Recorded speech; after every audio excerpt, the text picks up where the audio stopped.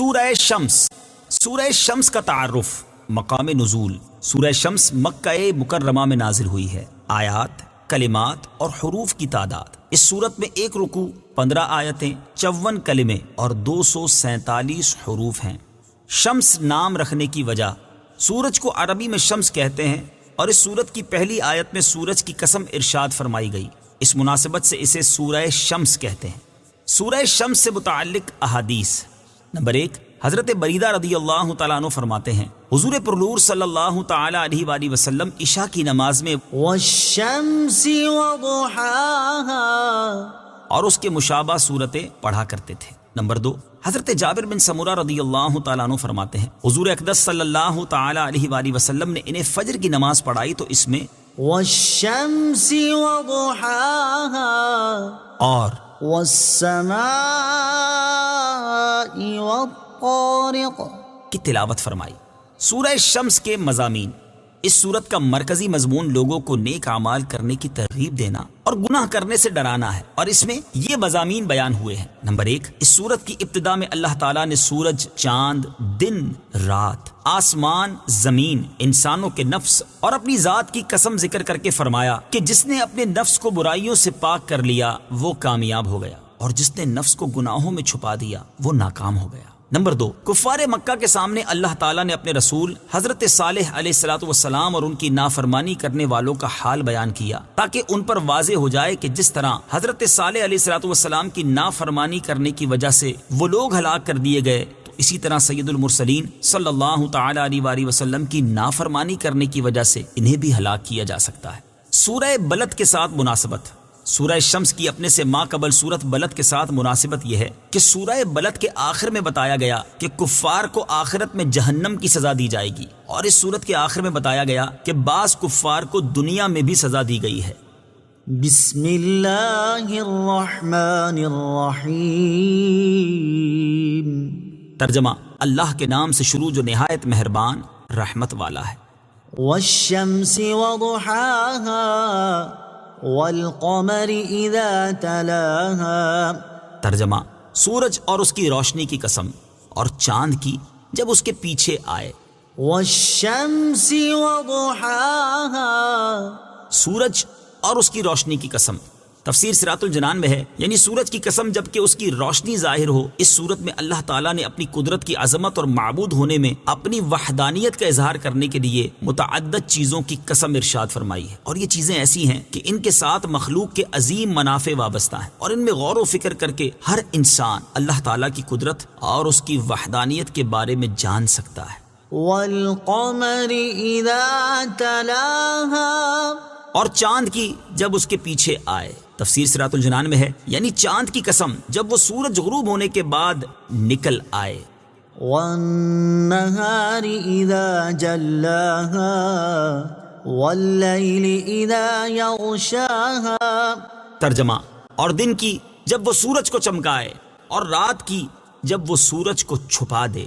والنہار اذا جلاها، اور دن کی جب وہ سورج کو چمکائے. تفسیر صراط الجنان میں ہے اس آیت کا ایک معنی یہ ہے کہ دن کی قسم جب وہ سورج کو خوب واضح کر دے، کیونکہ دن سورج کے نور کا نام ہے، تو جتنا دن زیادہ روشن ہوگا اتنا ہی سورج کا ظہور زیادہ ہوگا، کیونکہ اثر کی قوت اور اس کا کمال اثر کرنے والے کی قوت اور کمال پر دلالت کرتا ہے، لہٰذا دن سورج کو ظاہر کر دیتا ہے. دوسرا معنی یہ ہے کہ دن کی قسم جب دن دنیا کو یا زمین کو روشن کر دے یا رات کی تاریکی کو دور کر دے.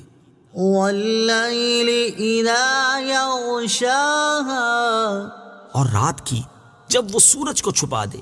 تفسیر صراط الجنان میں ہے اس آیت کا ایک معنی یہ ہے کہ رات کی قسم جب وہ سورج کو چھپا دے اور آسمان کے کنارے ظلمت و تاریکی سے بھر جائیں. دوسرا معنی یہ ہے کہ رات کی قسم کہ جب رات دنیا کو چھپائے. یہاں تک جو 4 چیزیں بیان ہوئیں یہ سب در حقیقت سورج کے 4 اوصاف ہیں، کیونکہ سورج کے وجود سے ہی دن ہوتا ہے اور روشنی خوب واضح ہو جاتی ہے، اور سورج کی غروب ہونے سے ہی رات ہوتی ہے، اور اس کے بعد چاند نکل آتا ہے. اور جو شخص سورج میں تھوڑا سا بھی غور کرے گا اور دل کی آنکھ سے اس کی بناوٹ اور تخلیق وغیرہ کا مشاہدہ کرے گا تو وہ اس کے خالق کی عظمت کو جان لے گا.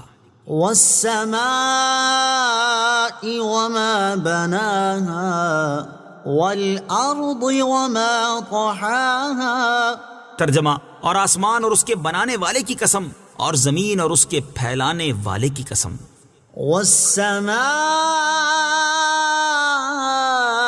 وما بناها. اور آسمان اور اس کے بنانے والے کی قسم. تفسیر صراط الجنان میں ہے، یعنی آسمان کی قسم اور اس کی قسم جس نے اسے انتہائی بڑا اور نہایت بلند بنایا ہے، اور اسے بنانے والا اللہ تعالی ہے. والأرض وما طحاها. اور زمین اور اس کے پھیلانے والے کی قسم. تفسیر صراط الجنان میں ہے، یعنی زمین کی قسم اور اس کی قسم جس نے اسے پانی پر پھیلایا تاکہ زمین پر موجود جانداروں کے لیے اس پر زندگی گزارنا ممکن ہو. ونفس وما سواها فألهمها فجورها وتقواها. ترجمہ، اور جان کی اور اس کی جس نے اسے ٹھیک بنایا، پھر اس کی نافرمانی اور اس کی پرہیزگاری کی سمجھ اس کے دل میں ڈالی. ونفس وما سواها. اور جان کی اور اس کی جس نے اسے ٹھیک بنایا. تفسیر صراط الجنان میں ہے، اس آیت اور اس کے بعد والی آیت کا خلاصہ یہ ہے کہ جان کی اور اس کی قسم جس نے اسے ٹھیک بنایا اور اسے کثیر قوت عطا فرمائی، جیسے بولنے کی قوت، سننے کی قوت، دیکھنے کی قوت اور فکر، خیال، علم، فہم، سب کچھ عطا فرمایا. پھر اس کی نافرمانی اور اس کی پرہیزگاری کی سمجھ اس کے دل میں ڈالی، اور اچھائی، برائی، نیکی اور گناہ سے اسے باخبر کر دیا، اور نیک و بد کے بارے میں بتا دیا.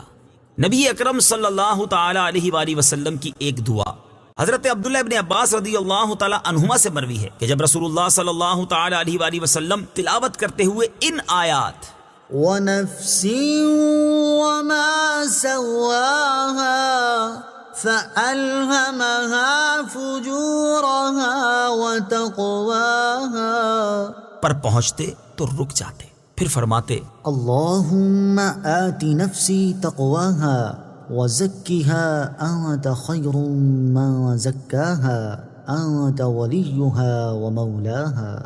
یعنی اے اللہ میرے نفس کو تقوی عطا فرما، اس کو پاکیزہ کر، تو سب سے بہتر پاک کرنے والا ہے، تو ہی اس کا ولی اور مولا ہے.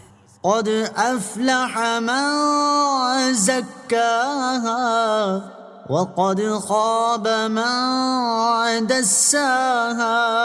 ترجمہ، بے شک جس نے نفس کو پاک کر لیا وہ کامیاب ہو گیا، اور بے شک جس نے نفس کو گناہوں میں چھپا دیا وہ ناکام ہو گیا.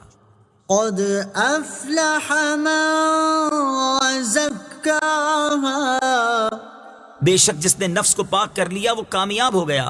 تفسیر صراط الجنان میں ہے، اللہ تعالیٰ نے اس سے پہلی آیات میں چند چیزوں کی قسمیں ذکر کر کے اس آیت اور اس کے بعد والی آیت میں فرمایا کہ بے شک جس نے اپنے نفس کو برائیوں سے پاک کر لیا وہ کامیاب ہو گیا، اور بے شک جس نے اپنے نفس کو گناہوں میں چھپا دیا وہ ناکام ہو گیا.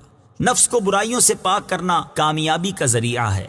اس سے معلوم ہوا کہ اپنے نفس کو برائیوں سے پاک کرنا کامیابی حاصل کرنے کا ذریعہ، اور اپنے نفس کو گناہوں میں چھپا دینا ناکامی کا سبب ہے. اور نفس برائیوں سے اسی وقت پاک ہو سکتا ہے جب اللہ تعالیٰ اور اس کے حبیب صلی اللہ تعالی علیہ وآلہ وسلم کی اطاعت کی جائے. اور اطاعت کرنے والوں کے بارے میں اللہ تعالیٰ ارشاد فرماتا ہے ومن يطع الله ورسوله ويخش الله ويتقه فأولئك هم الفائزون. ترجمہ، اور جو اللہ اور اس کے رسول کی اطاعت کرے اور اللہ سے ڈرے اور اس کی نافرمانی سے ڈرے تو یہی لوگ کامیاب ہیں. اور ارشاد فرماتا ہے ومن يطع الله ورسوله فقد فاز فوزا عظيما.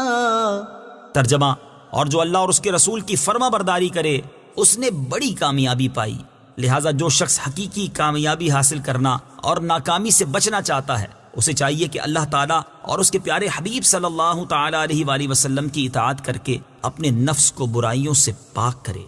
كذبت ثمود بطغواها إذ انبعث أشقاها فقال لهم رسول الله ناقة الله وسقياها فكذبوه فعقروها فدمدم عليهم ربهم بذنبهم فسواها ولا يخاف عقباها۔ ترجمہ، قوم ثمود نے اپنی سرکشی سے جھٹلایا جس وقت ان کا سب سے بڑا بدبخت آدمی اٹھ کھڑا ہوا تو اللہ کے رسول نے ان سے فرمایا اللہ کی اونٹنی اور اس کی پینے کی باری سے بچو، تو انہوں نے اسے جھٹلایا، پھر اونٹنی کی کوچے کاٹ دیں تو ان پر ان کے رب نے ان کے گناہ کے سبب تباہی ڈال کر ان کی بستی کو برابر کر دیا اور اسے ان کے پیچھا کرنے کا خوف نہیں۔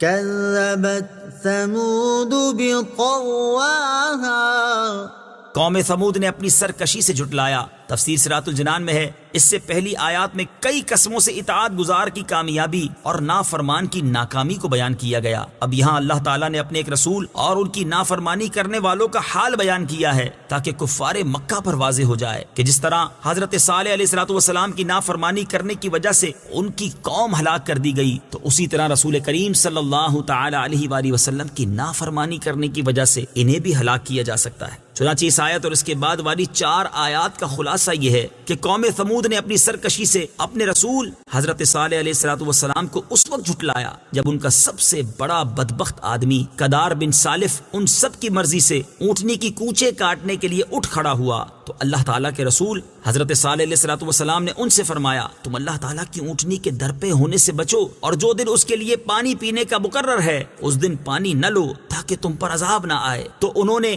حضرت صالح علیہ السلام کو جھٹلایا، پھر اونٹنی کی کوچے کاٹ دی تو ان پر ان کے رب عز و جل نے ان کے اس گناہ کے سبب تباہی ڈال کر اور ان کی بستی کو برابر کر کے سب کو ہلاک کر دیا، اور ان میں سے کوئی باقی نہ بچا، اور اللہ تعالیٰ کو ان کا پیچھا کرنے کا خوف نہیں جیسا بادشاہوں کو ہوتا ہے، کیونکہ وہ سب بادشاہوں کا بادشاہ ہے، وہ جو چاہے کرے اور کسی کو اس کے آگے دم مارنے کی مجال نہیں۔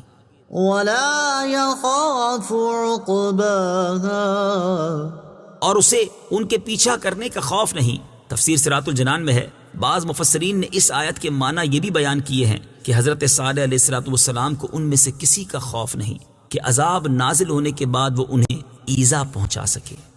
صدق اللہ العظیم۔